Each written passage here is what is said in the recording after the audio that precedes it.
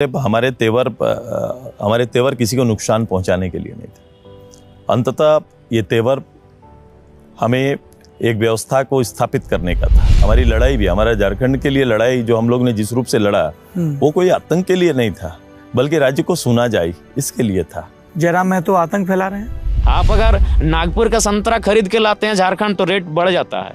आप अगर कश्मीर का सेब खरीद के झारखंड लाते हैं तो रेट बढ़ जाता है। आप यदि नासिक का अंगूर खरीद के झारखंड लाते हैं तो रेट बढ़ जाता है। आप यदि तमिलनाडु का नारियल खरीद के झारखंड लेके आते हैं तो रेट बढ़ जाता है। लेकिन झारखंड के कोयले का रेट पूरे इंडिया में एक ही मिलता है भाई। ये अन्याय केवल झारखंड के साथ होता है। बीसीसीएल हमारी ज़मीन पे, सीसीएल हमारी ज़मीन में, ईसीएल हमारी ज़मीन में, सीएमपीडीआई हमारी ज़मीन में। कोयला की 8 महत्वपूर्ण यूनिट में से 4 यूनिट झारखंड में है और उसका हेडक्वार्टर कलकत्ता में है। ये अन्याय केवल और केवल झारखंड के साथ होता है। डीबीसी की तमाम परियोजनाएं धनबाद बोकारो में, हेडक्वार्टर कलकत्ता में। ये अन्याय केवल झारखंड के साथ ही हो सकता है। तो किसका खून नहीं खोलेगा यार? कौन सा लोकतांत्रिक भारत? आप एक 29 साल का लड़का जिसको अपना करियर बनाना था, जिसको अपना फ्यूचर बनाना था, आज पागलों की तरह राज्य का भ्रमण करता है। इसी जीटी रोड के किनारे मेरा घर था। ये असल में वोट कटवा कौन है? तो आप लड़िए गठबंधन तोड़ के। एक बार ये पिटेगी, एक बार ये पिटेगी। पिटना आपको पड़ेगा। 10,000 करोड़ की संपत्ति आपके पास, 12,000 करोड़ की संपत्ति आपके पास है, तो जरूर आदमी भूखे मर गया। मैं हाँ एग्रेशन में बात करता हूँ, लेकिन कारण कौन है? यही लोग कारण। सुदेश महतो को लोग सुदेश भैया, सुदेश दादा के रूप में देखना चाहते हैं, लेकिन वो सुदेश सर और सुदेश बाबू बन गए हैं।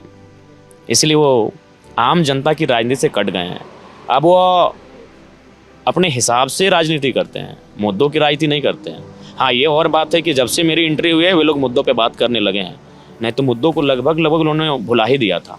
तो इसलिए अगर एग्रेशन या फिर आतंक जैसी भाषा आप कहते हैं तो पहले आप अपने आप को टटोलिए कि आखिर एक युवा क्यों इतनी आक्रामक व्यवहार के साथ राजनीति कर रहा है। नमस्कार, जोहार। फिर से एक नई वीडियो में आप सभी का स्वागत है। आपने एक इंटरव्यू देखा होगा the Lalan top news channel में। उसमें जो है आजसू पार्टी के केंद्रीय अध्यक्ष आदरणीय सुदेश महतो जी जो है एक इंटरव्यू दिए हैं। उस इंटरव्यू में सुदेश महतो जी ये बोल रहे हैं इनडायरेक्टली कि टाइगर जयराम महतो जो है झारखंड में आतंक फैलाने का काम कर रहे हैं। वीडियो को आप लोग पूरा देखिए। इसमें जो है टाइगर जयराम महतो सुदेश महतो जी को रिप्लाई में क्या बोला है और कैसे एक्सप्लेन किया है। सुदेश महतो के इस बयान पर जयराम महतो की क्या प्रतिक्रिया है? देखिए, सबसे पहली बात, सुदेश महतो से हमारा वैचारिक मतभेद हो सकता है, लेकिन हम बड़ा भाई मानते हैं। और उस शख्स ने इस राज्य की बागडोर को लगातार 1 दशक से ज़्यादा संभाला है मंत्री पद में रहकर। और उसके बाद अगर एक युवा, साधारण सी युवा जो 2 वर्ष पहले जिसकी कोई पहचान नहीं थी, जिस उम्र में उसे अपनी करियर, फ्यूचर और इश्क की कविताओं पे गौर फरमाना चाहिए था, वो एग्रेशन की बात करता है, तो उसमें सुदेश महतो जैसे शख्स लोग ही जिम्मेदार हैं। आप 1 दशक से ज़्यादा आप मंत्रालय को संभालें और आप इस राज्य की मूलभूत समस्याओं का समाधान नहीं कर पाएँ, ये ताज्जुब की बात है।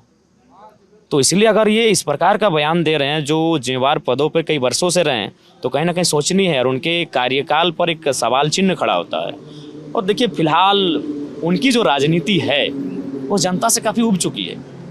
अगर उनकी राजनीति अगर सही होती तो सुदेश महतो के राजनीति में रहते जयराम महतो का उदय नहीं होता आज। और वास्तव में यही है। आप अगर गांव में जाके अगर पूछें एकदम साधारण से साधारण व्यक्ति से, तो लोग यही कहेंगे कि सुदेश महतो को लोग सुदेश भैया, सुदेश दादा के रूप में देखना चाहते हैं, लेकिन वो सुदेश सर और सुदेश बाबू बन गए हैं। इसलिए वो आम जनता की राजनीति से कट गए हैं। अब वो अपने हिसाब से राजनीति करते हैं, मुद्दों की राजनीति नहीं करते हैं। हाँ, ये और बात है कि जब से मेरी एंट्री हुई है वे लोग मुद्दों पे बात करने लगे हैं, नहीं तो मुद्दों को लगभग उन्होंने भुला ही दिया था। तो इसलिए अगर एग्रेशन या फिर आतंक जैसी भाषा आप कहते हैं तो पहले आप अपने आप को टटोलिए कि आखिर एक युवा क्यों इतनी आक्रामक व्यवहार के साथ राजनीति कर रहा है, क्या कारण है? जबकि मैं एक युवा हूँ, वो 50 की उम्र लगभग पार कर चुके हैं, हमारी और उनकी आयु में 20 वर्षों का अंतर है। तो बैलेंस होकर तो हमको चलना चाहिए था कि हमारा लॉन्ग टर्म पॉलिटिक्स है, हम तो यही अभी शुरुआत कर रहे हैं राजनीति की, तो हमको तो बैलेंस होकर चलना चाहिए था, हमको तो अपने आप को बचा के चलना चाहिए था। लेकिन हम लगातार माफियाओं को आड़े हाथ लेते हैं, चाहे वो कोयला माफिया हो, ज़मीन माफिया हो, यहाँ तक कि हम IAS IPS को भी कटघरे में ला के खड़ा कर देते हैं। यही आपके जहाँ खड़े हैं, यहाँ इस जिला के एक DC थे, उनकी अर्धांगिनी बगल के एक फैक्ट्री में 1,17,000 रुपये का पेमेंट उठाती थी। हमें जानकारी मिली, हम सीधे मीडिया में बात को उछालें, उन्होंने खुद अपनी पत्नी को कहा कि नौकरी छोड़िए। तो अगर गलत कोई करता है तो हम उसको सीधे आड़े हाथ लेते हैं, चुनौतियों के साथ उनका मुकाबला करते हैं। तो हम इतने लोगों को अपना दुश्मन क्यों बनाते हैं? एक 29 साल का लड़का इतने बड़े बड़े पदाधिकारियों को अपना दुश्मन क्यों बनाता? तो कहीं ना कहीं कारण यह है कि उन्होंने मुद्दों की राजनीति करना छोड़ दिया है। इसीलिए मैं मुद्दों की बात करता हूँ, और मुद्दों की बात वही करते हैं जो मुर्दे नहीं होते हैं। तो जिंदा है भैया, मुद्दों की बात करेंगे। BCCL हमारी ज़मीन पे, CCL हमारी ज़मीन में, ECL हमारी ज़मीन में, CMPDI हमारी ज़मीन में। कोयला की 8 महत्वपूर्ण यूनिट में से 4 यूनिट झारखंड में है और उसका हेडक्वार्टर कलकत्ता में है। ये अन्याय केवल और केवल झारखंड के साथ होता है। DBC की तमाम परियोजनाएं धनबाद बोकारो में है, हेडक्वार्टर कलकत्ता में है। ये अन्याय केवल झारखंड के साथ ही हो सकता है। आप अगर नागपुर का संतरा खरीद के लाते हैं झारखंड तो रेट बढ़ जाता है। आप अगर कश्मीर का सेब खरीद के झारखंड लाते हैं तो रेट बढ़ जाता है। आप यदि नासिक का अंगूर खरीद के झारखंड लाते हैं तो रेट बढ़ जाता है। आप यदि तमिलनाडु का नारियल खरीद के झारखंड लेके आते हैं तो रेट बढ़ जाता है। लेकिन झारखंड के कोयले का रेट पूरे इंडिया में एक ही मिलता है भाई। ये अन्याय केवल झारखंड के साथ होता है। तो उस अन्याय की पृष्ठभूमि से निकला एक लड़का है, एग्रेशन की बात करेगा। जिनको हमारा एग्रेशन समझना है उन्हें झारखंड में 6 महीना बिताना होगा। उन्हें झारखंड के लोगों में लगे हुए आग को भी समझना होगा, लोगों के दिल में जो आग लगा है उसे भी समझना होगा, और उनकी ज़मीनों के नीचे कोयला कोड़ते कोड़ते जो आग लगी है उस विषय को भी समझना होगा। उस धुएं से कैंसर की बीमारी लेके 50 और 45 साल की उम्र में जो मर रहे हैं हमारे लोग, उस दर्द को भी समझना होगा। एक साथ एक कोलियरी में कभी 275 कभी 268 लोग नीचे दब के मर जाते हैं, उस दर्द को भी समझना होगा। तो आज अगर एक लड़का एग्रेशन की बात कर रहा है झारखंड की पृष्ठभूमि में, ये अन्याय की पृष्ठभूमि आज बन चुकी है। आज एक हैदराबाद की कंपनी आती है, कहीं कोयला खनन का ठेका लेती है और 5 सालों में 5-4 करोड़ कमा के निकल जाती है, और हम उतने काबिल नहीं बन पाए कि दिन में 500 रुपये कमा सकें। तो भाई एग्रेशन की बात एक लड़का करेगा। मेरे जैसे कल को 1000 लड़के आएंगे, शायद आप उन्हें कल नक्सली का नाम दे के इनकाउंटर भी कर सकते हैं, लेकिन आप अन्याय को समाप्त करने की बात नहीं करेंगे। आप सामाजिक न्याय की बात नहीं करेंगे। आप लोगों को हक दिलाने की बात नहीं करेंगे। क्या गलत है? आज चलिए इस राज्य में सैकड़ों मैं आपको ऐसी कंपनी बताऊंगा जो आउटसाइडर हैं। कोई हैदराबाद की है, कोई चेन्नई की है, कोई इलाहाबाद की है, कोई गुजरात की है, कोई बम्बई की है। 5 साल के कॉन्ट्रैक्ट में वो कई हजार करोड़ कमा के निकल जाती है, और हम धुआं खाते हैं, बीमार होते हैं, मर जाते हैं और 500 रुपये के लिए तरस जाते हैं। इसीलिए सरकार के घोषणा पत्र में, बीजेपी के घोषणा पत्र में हमारा क्या औकात है? 2000 रुपये गोगो मैया गोगो दीदी योजना, और जेएमएम के घोषणा पत्र में हमारा क्या औकात है? मैया सम्मान योजना 1000 रुपये। और ये MU और पर्चा काटेंगे, जमीन अधिग्रहण करेंगे उन विदेशी और दूसरे राज्य की कंपनियों को जो 5 सालों के कॉन्ट्रैक्ट में खनन का कार्य करेंगी और 1000, 2000, 4000 करोड़ का मुनाफा कमा के चले जाएंगी। तो इस अन्याय के बाद भी अगर बोलेंगे कि झारखंड का कोई बेटा बोले नहीं, तो वह झारखंड की मिट्टी ने हमेशा शेर को जन्म दिया है। कभी ना कभी कालखंड में कोई ना कोई बच्चा आएगा जो हुमच के अपने अधिकार की बात करेगा, आँख दिखा के आपके अधिकार की बात करेगा। हाँ, ये और बात है कि आप उन्हें नक्सली का नाम दे देंगे, हो सकता है, लेकिन अधिकार की बात। आइए, झारखंड को जानना है, जयराम महतो के एग्रेशन को जानना है, तो दिल्ली में बैठ के नहीं होगा भैया। आप गांव आइए, हमारे गांव में समय बिताइए, धनबाद की कोयला की खानों का दौरा कीजिए। तमाम जो बड़ी बड़ी नेशनल मल्टीनेशनल कंपनियां यहाँ काम कर रही है, वहाँ मजदूरों के साथ जो जानवरों जैसा दुर्व्यवहार हो रहा है, उस दुर्व्यवहार को समझिए।